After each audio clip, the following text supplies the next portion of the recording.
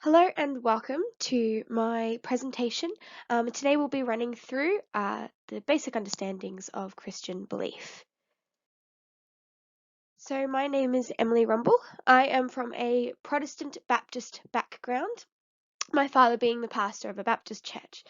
He and I had and continue to have many theological discussions about our beliefs and the Bible, with my own personal religious and spiritual experiences, along with information and testimonies from other people.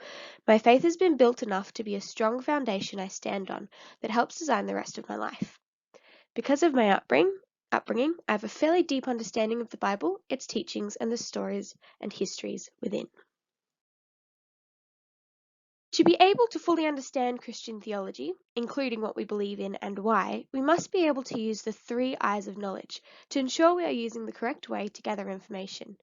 These include the eye of flesh, the eye of mind, and the eye of spirit.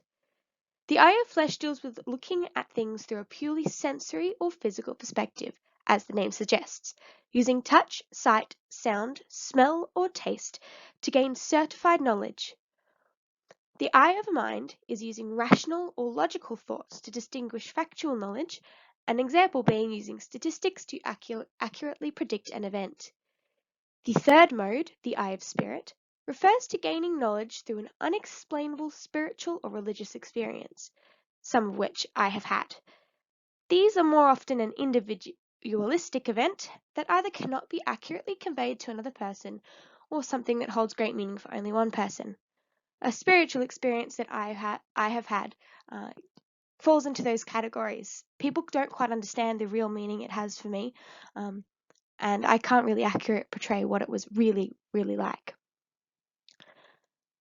All three modes of knowledge must be used together, for when you are without one, you can make a categorical error. For example, using the eye of the mind to tell what the weather is outside is much less reliable than using the eye of flesh. These must be considered when reading the Bible, as the authors may be viewing the knowledge they are writing through one of these eyes, whilst we are viewing them through another. On that same note, interpretation is also important when reading through the collection of books. There are three particular ways it can be interpreted: viewing from behind the text, within the text, or in front of the text. Behind the text looks at the situation at the time the passage was written, social historical context, and the author's overall intention of the passage. When looking at the passage from within the text, the storyline or setting is focused on, including the context and what the passage may or may not say. Ideally, it is necessary to look at the passage from the point of view of the ideal or intentional reader. When looking at the text from an in-front point of view, it's seen from the perspective of the contemporary reader, looking at what the passages could mean in a modern context and what function it could have now. Biblical interpretation is vital when attempting to understand what the original intentions of the writings were and how the meaning of some could now be completely different to their intended meaning. Ruiz acknowledges that every interpreter brings to the text his or her own great gender identification, socio-economic status, personal history, and cultural, racial, and ethnic identity.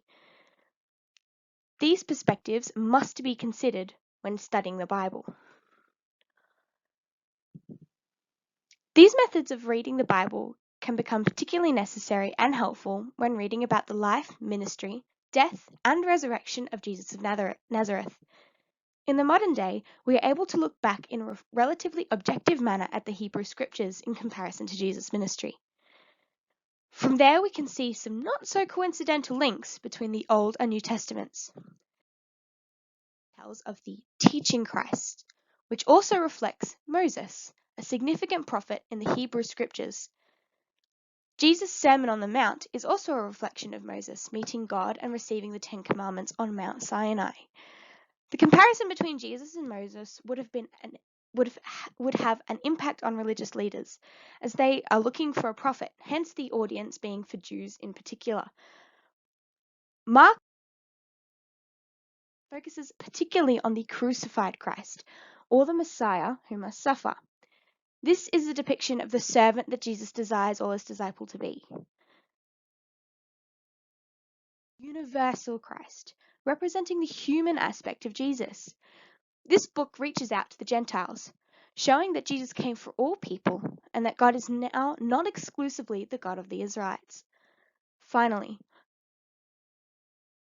eternal Christ, demonstrating his godliness and focusing on the miracles Jesus does.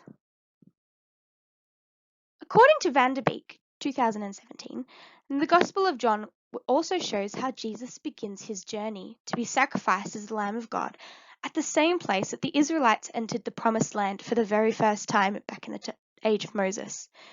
According to tradition, that is also the area that Moses died, and the place where Elijah was taken up into heaven.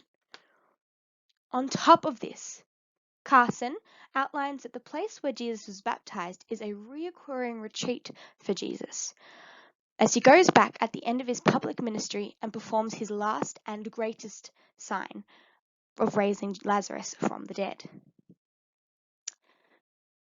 Of Jesus' resurrection comes in several parts. For one, there is the aspect of the empty tomb and Jesus' reappearances. Theologically, the empty tomb points to and represents both death and new life, having significant importance to the early Christians. However, it does not prove or disprove the resurrection. The second aspect to the resurrection itself.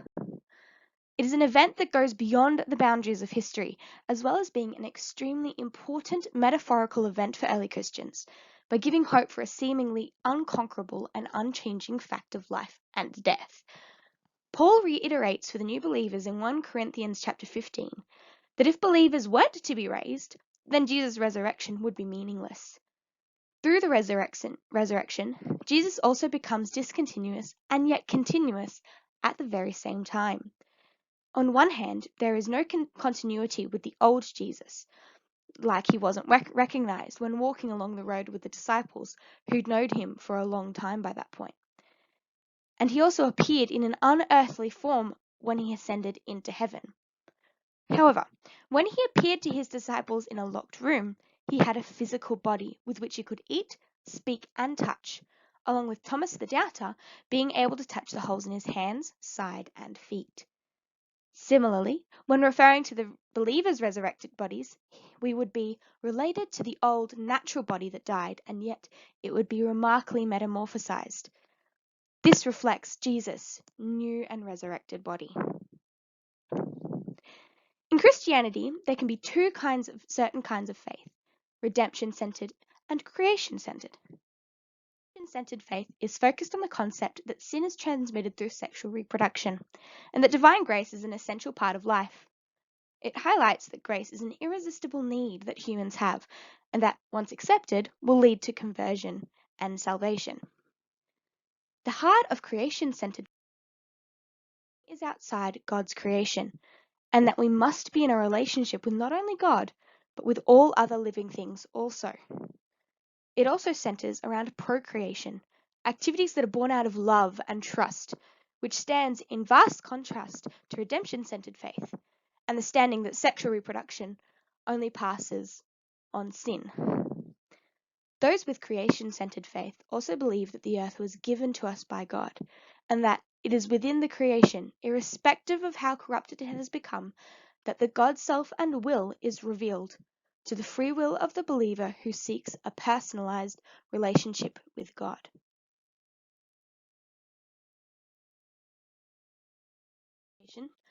Here are, if you would like to read more into things that we have talked about, here are the references that I have used in this presentation. I trust that you will have a wonderful rest of your day.